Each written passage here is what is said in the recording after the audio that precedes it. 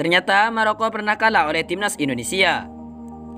Timnas Maroko yang baru saja memastikan diri lolos ke perempat final Piala Dunia 2022 Qatar usai kalahkan Spanyol di babak adu penalti, ternyata pernah kalah dari timnas Indonesia. Pada laga Maroko versus Spanyol yang digelar di Education City Stadion 6 Desember 2022 malam hari berjalan sangat sengit dan seru. Dilihatlah Furia Roja, julukan timnas Spanyol, susah membongkar pertahanan dari Singa Ultras, julukan timnas Maroko. Namun, justru peluang berbahaya lebih sering muncul dari pihak Maroko lewat skema serangan balik mematikan, tapi belum ada gol.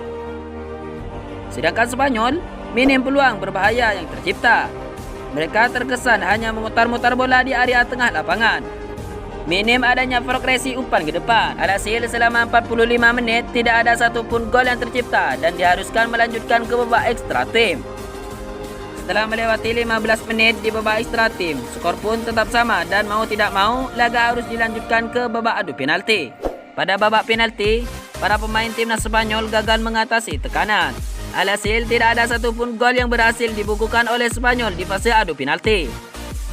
Pencapaian lolos ke perempat final jadi yang pertama sepanjang sejarah negaranya pada ajang Piala Dunia 2022 Qatar. Meski begitu, Maroko pernah mengalami masa-masa tidak menyenangkan di ajang 4 tahunan tersebut. Sejak tampil pada edisi 1998, Maroko harus menunggu selama 2 dekade berikutnya untuk bisa tampil di laga Piala Dunia 2022 Qatar. Pada masa-masa gelap tersebut, Maroko pernah mencatat prestasi yang tidak menyenangkan. Salah satunya dikalahkan oleh timnas Indonesia. Peristiwa tersebut terjadi pada ajang SEA Games 2013 di Palembang. Pada waktu itu, timnas Indonesia diasuh oleh Rahmat Darmawan.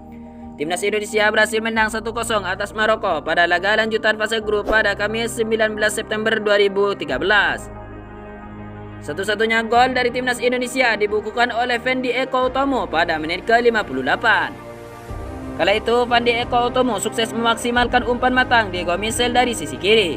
Timnas Indonesia sempat tampil dengan 10 pemain pada laga tersebut usai Diego Michel di kartu merah pada menit ke-67. Meski begitu, timnas Indonesia berhasil mempertahankan keunggulan atas Maroko. Kemenangan bersejarah tersebut tidak bisa dipertahankan oleh timnas Indonesia saat memasuki partai puncak. Pada partai puncak, Maroko berhasil membalas kekalahan dari timnas Indonesia dengan skor 1-2. Sempat unggul 1-0 di babak pertama, Maroko sukses kalahkan timnas Indonesia pada babak kedua. Hasil ini membuat Maroko jadi jawara SEA Games 2013 mengalahkan timnas Indonesia. Seperti diketahui, pemanggilan pemain timnas Indonesia atau Garuda Muda sempat menjadi sorotan. Pasalnya, klub harus melepaskan pemainnya ke timnas Indonesia saat Liga 1 2022-2023 masih bergulir. Bahkan, Liga 1 dihadapkan dengan jadwal yang padat pasca tragedi Kanjuruhan.